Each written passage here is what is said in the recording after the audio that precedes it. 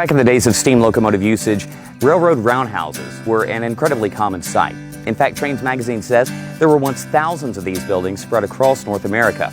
Today, most have been torn down or abandoned. The Bob Julian Roundhouse here at the North Carolina Transportation Museum is the largest such structure that remains in North America. But it wasn't the first roundhouse at Spencer Shops. With a turntable at the center, these buildings accommodated the work needed for steam engines that were made to move forward and seldom backward. It was also an efficient use of space. Rather than having a massive line of parallel railroad tracks, one for each stall, this roundhouse has lead tracks onto the turntable. Spencer Shops' original roundhouse was built in 1896, the same year the shops opened. Built on the same grounds that the current roundhouse now stands, it featured 15 stalls and 60 feet of rail leading into each one. The turntable itself was also 60 feet long, made of wood and steel, and had to be turned by hand by the shop's workers.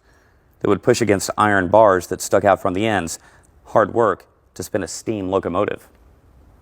As Spencer Shops grew in the early 1900s, so did the locomotives. In fact, they were becoming too big for the original 1896 roundhouse and turntable. In 1912, construction on a new roundhouse began. You can see on the model where it would have been located on the property. That project, however, was abandoned after only the turntable was complete. It wasn't until 1923 that Southern Railway ordered several 462 Pacific locomotives, stronger and faster than their predecessors. Those engines were also big. Now there was a real need for a roundhouse that could accommodate them. The 1896 roundhouse was torn down, and in its place, the 1924 roundhouse came to life. It featured 37 stalls and a 100-foot turntable, nearly twice as long as its predecessor.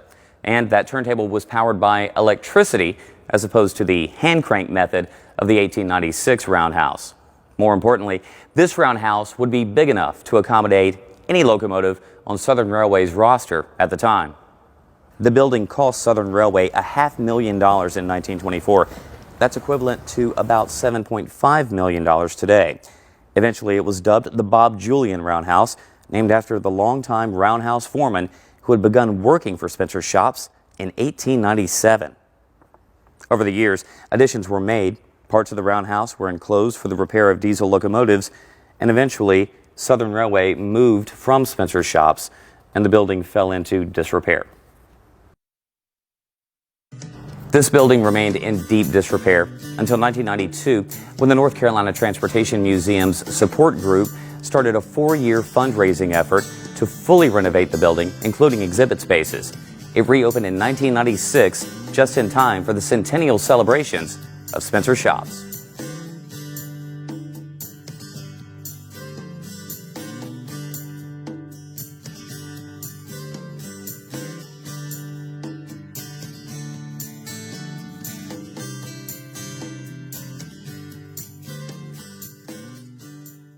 Continue to learn at home with other great videos from the North Carolina Transportation Museum on Facebook, YouTube, and nctrans.org.